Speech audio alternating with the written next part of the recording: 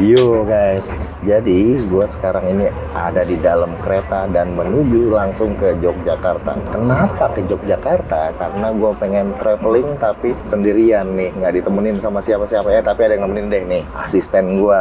Loh, mana asistennya? Ini dia asistennya. Jadi asistennya itu ada di dalam HP ini guys.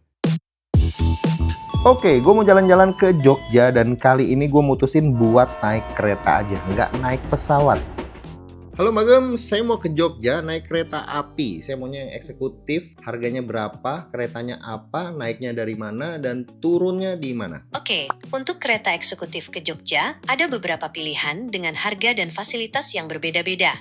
Kereta Taksaka juga merupakan pilihan yang bagus. Harga tiketnya memang sedikit lebih tinggi, mulai dari Rp400.000 hingga Rp650.000, tapi sebanding dengan fasilitas yang ditawarkan. Kereta Taksaka berangkat dari stasiun Gambir dan tiba di stasiun Yogyakarta, Tugu. Sebenarnya gue baru pertama kali nih naik kereta lagi dan gue kaget ya, ternyata nyaman banget.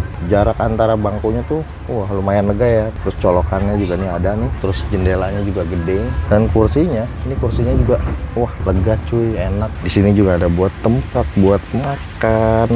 Terus kursinya juga ada tombol di sini, bisa buat disemperin kalau misalnya pengen tidur. Guys, jadi kita nyobain makanan dari kereta nih.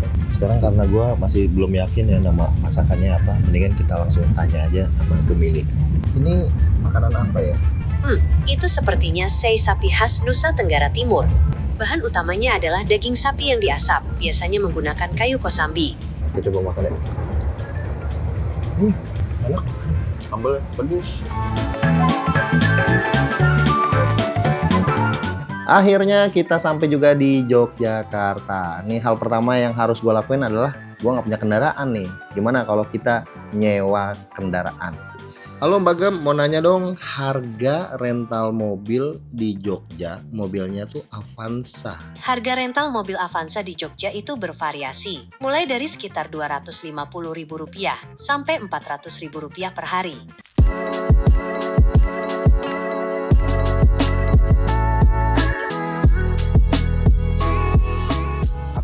Di stasiun Yogyakarta nih, mau nanya dong rekomendasi makan ayam goreng yang terdekat di sini tuh apa ya?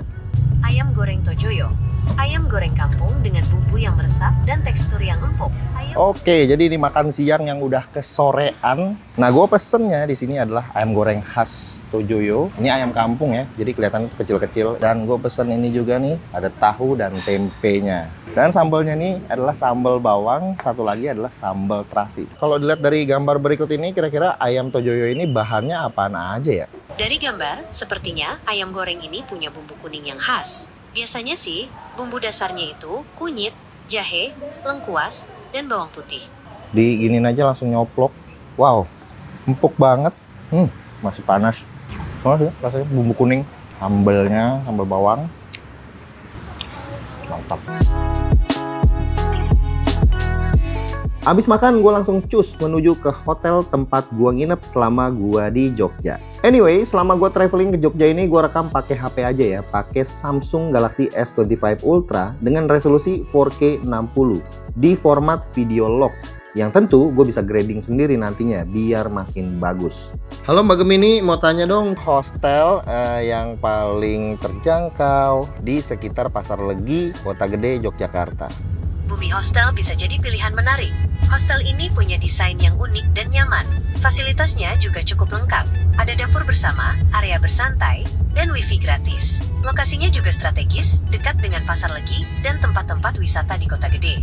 Oke guys, jadi kita sekarang udah sampai di Bumi Hotel. Jadi ini adalah tempat nginep selama di Jogja. Nah ini dia nih pintunya, langsung ke taman. Dapat anduk 2 dan di sini ada wastafel, terus di sini ada kamar mandi. Nah kamar mandinya kita dapat 2. Nah nih sebelah sini nih tuh dapat 2 kamar mandi. Nah ini untuk mandi aja. Ada TV-nya juga udah Android ya. Nah, kita juga dapat apa ya? Ini gue nggak tahu ya sebenarnya. Ini udah kayaknya minuman ya. Jadi gue tanya ini adalah wedang wedang ya gitulah pokoknya. Sekarang jadi sambil nunggu waktu lebih gelap lagi, gue pengen sebenarnya malam ini tuh hunting Milky Way ya. Dan gue pengen mandi dulu bersih-bersih, baru nanti kita jalan siap-siap untuk hunting Milky Way. Malam pertama kita langsung hunting Milky Way. Spot ini namanya Bendungan Kendal Sari. Adanya di Kabupaten Klaten, Jawa Tengah. View-nya itu langsung menghadap ke Gunung Merapi.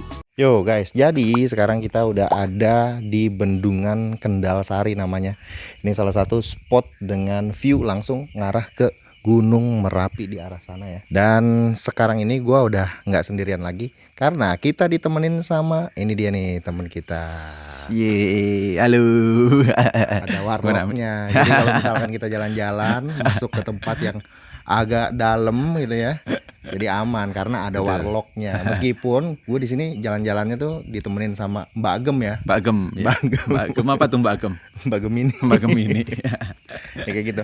Sebenarnya ada 2 atau 3 tempat di sini yang menarik untuk motret astro. Nah, gue yang tertariknya adalah dengan view itu ada Gunung Merapinya. Ya benar. Gitu. Nah, kalau lebih bagus lagi kalau misalnya Gunung Merapinya itu lagi aktif dan lagi ngeluarin lava pijarnya. Ya, seperti itu. Ini salah satunya sih. Yuk, sekarang kita explore tempatnya. Nah, biasanya tuh gua kalau hunting Milky Way, apalagi pakai Samsung Galaxy S25 Ultra, itu gue selalu pakai mode export RAW-nya. Nah, kalau di mode export RAW, kalian bisa langsung aja pakai mode astrofotografinya atau kalian bisa setting secara manual.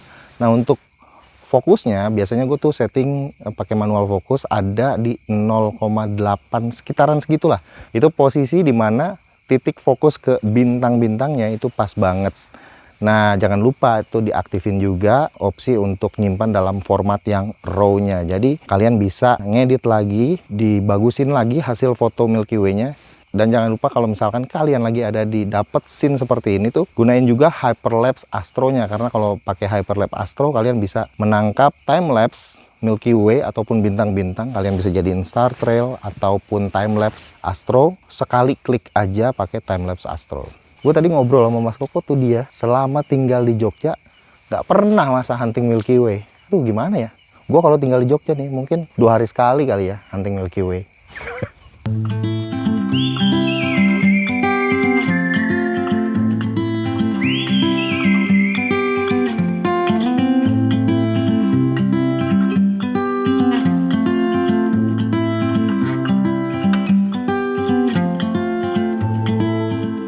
Selesai kita hunting Milky Way, foto-foto astro di Bendungan Kendal Sari, kita langsung cus meluncur ke spot sunrise di Jalan Estetik Kalitalang.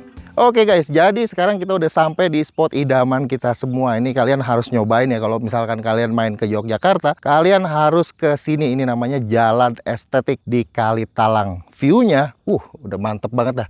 Merapi itu. Jadi kalau kalian punya HP dengan kamera yang punya telefoto periskop, yang punya lensa zoom yang minimal 3 kali sampai ke 10 kali, itu wajib banget gunain lensa telefotonya di sini. Dan ini dia sampel foto-fotonya di Jalan Estetik.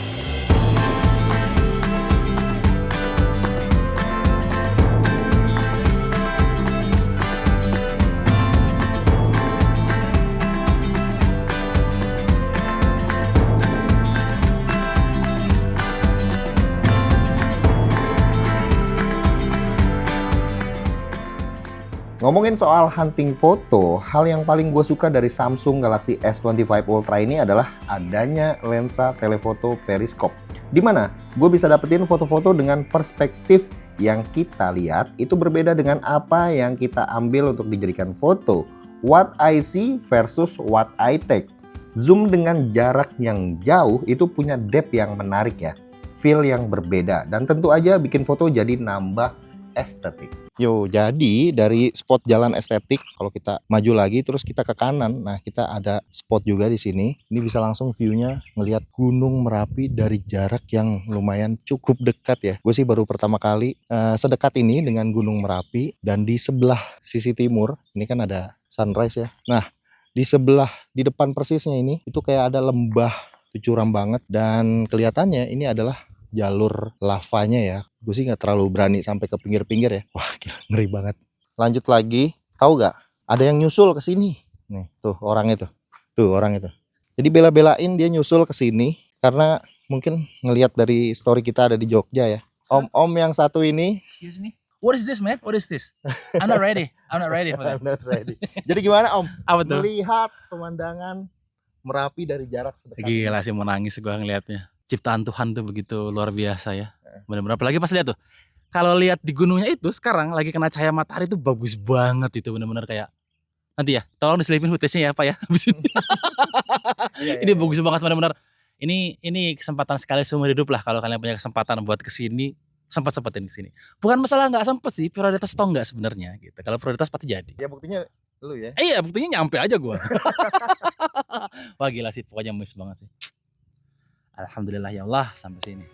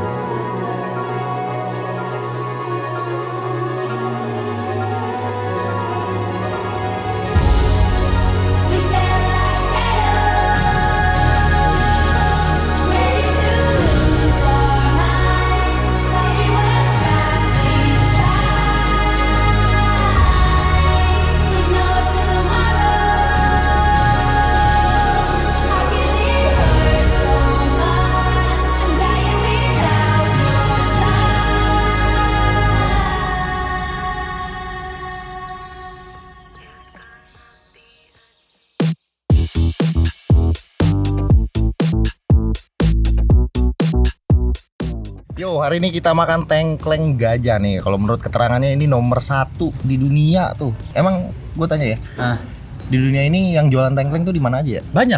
Di Afrika Selatan ada? Mungkin ada cabang Afrika Selatan, mungkin ada. Kita nggak tahu ya. Literally daging gajah kayaknya di Afrika Selatan tuh. Halo Mbak Gem, kira-kira ini bumbunya pakai apa ya untuk tengkleng ini? Tengkleng ini memang hidangan yang kaya rasa.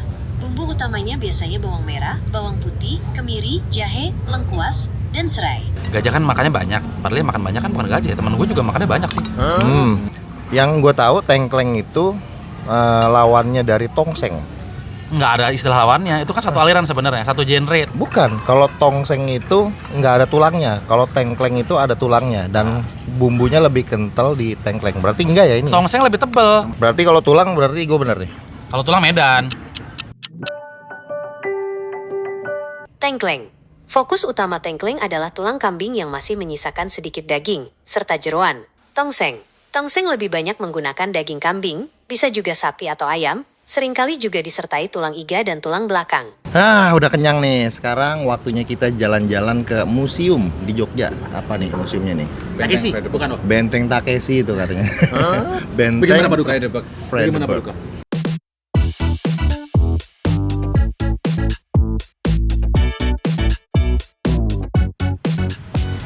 Yes, akhirnya kita sampai juga ke Museum Frederick. Gue sih sebenarnya belum pernah ke sini dan gue juga nggak tahu ya.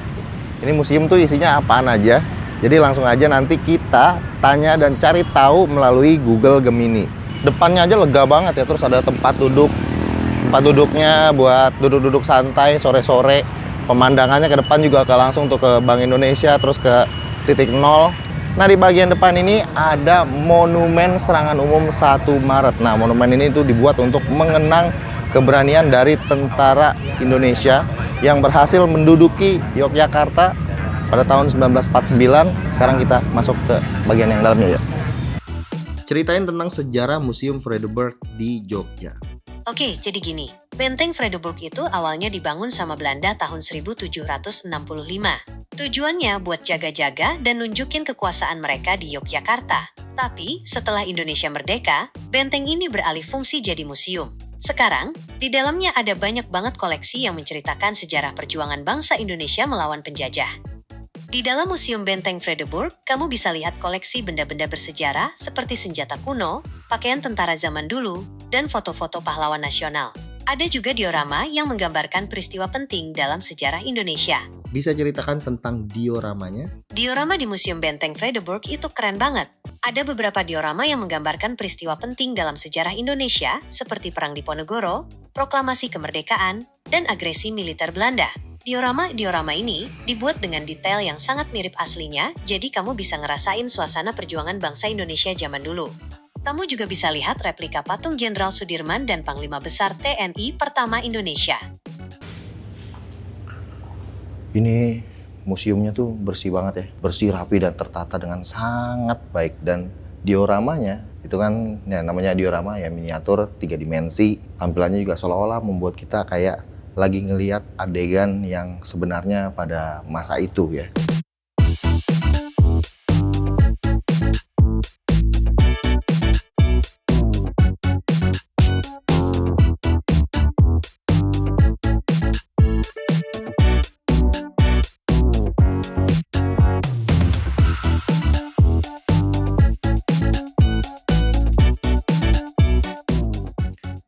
Hari kedua gue kejar sunrise ke Tumpeng Menoreh yang lokasinya itu di sekitar Sumbersari, Kulon Progo. Sebenarnya view di sini tuh keren ya, kalau lagi cerah kalian bisa ngeliat Gunung Merapi sama Merbabu dan Gunung Sindoro dan Sumbing. Tapi gue kurang beruntung nih, sunrise-nya berkabut. Nggak kelihatan gunung-gunungnya, so gue cuma menikmati pagi hari aja di Tumpeng Menoreh.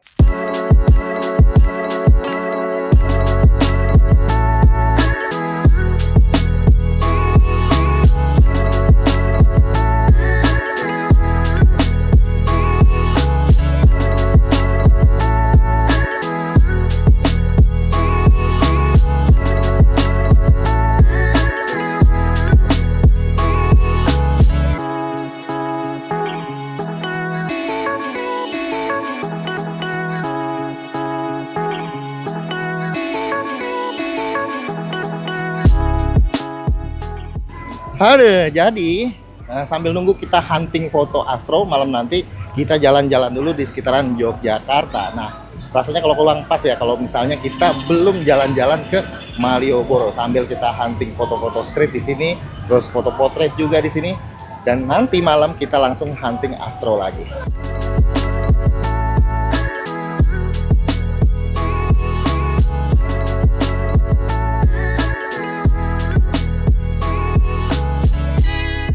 Habis jalan-jalan di Malioboro, gue sempetin ya buat hunting low light di sekitaran Tugu. Nah, di sini karena spotnya oke, gue coba ambil beberapa foto light trail menggunakan Expert RAW. Kalau kalian lihat di sini ada mode ND filter, di mana kalian bisa ambil foto dengan shutter speed yang lebih lambat. Jangan lupa ambil juga hyperlapse karena ada banyak mobil yang lalu lalang di bundaran Tugu ini.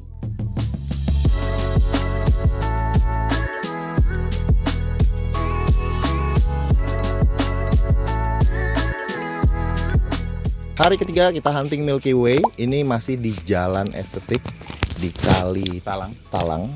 Tapi sayangnya nih ya, hari ini tuh kayak kurang beruntung gitu. Kita naik ke sini jam 11-an, itu tahu-tahu banyak kabutnya, nggak kelihatan, dan sempet sesekali itu terbuka kelihatan.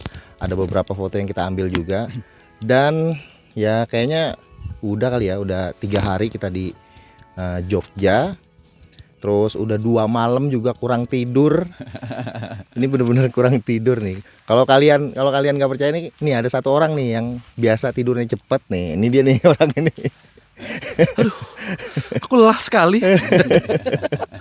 Gimana Om? Apa tuh? Pengalamannya? Wah gila sih, diajak begadang mulu tengah malam di atas gunung, gelap-gelapan. Ngapain ini sebenarnya? Tapi ternyata setelah mengikuti prosesinya gitu. Gila, seru banget. Maksudnya apalagi pada saat kita berhasil mengambil foto bintang yang ternyata handphone kita tuh bisa melakukan hal seperti ini gitu loh, dengan teknik-teknik yang baru diajarkan oleh beliau gitu kan. Beliau. Ya intinya adalah belajar hal baru yang sebelumnya belum pernah. Karena selama ini kan tahu sendiri ngeliat Instagram Android Lime, selalu mereka jalan-jalan nyari foto-foto kemana-mana gitu. Walaupun waktu itu saya berpikir Lihat hasilnya doang? enggak, gabut banget manusia-manusia. No life banget gitu, setiap hari di gunung terus gitu. Tapi ternyata memang kalau udah hobi itu memang begitu gitu. Dan ternyata setelah ngeliat hasilnya keren gitu. Jadi next kalau mau, karena disuruh banget ya, jadi kalau nanti ada lagi gitu nggak usah ajak gua gitu. Nggak mau lagi nih. Enggak, ajak seru. Seru ya. Nah paling ini makasih banget ya buat Mas Koko yang nemenin di sini. Sama-sama. Nemenin di sini selama 3 hari.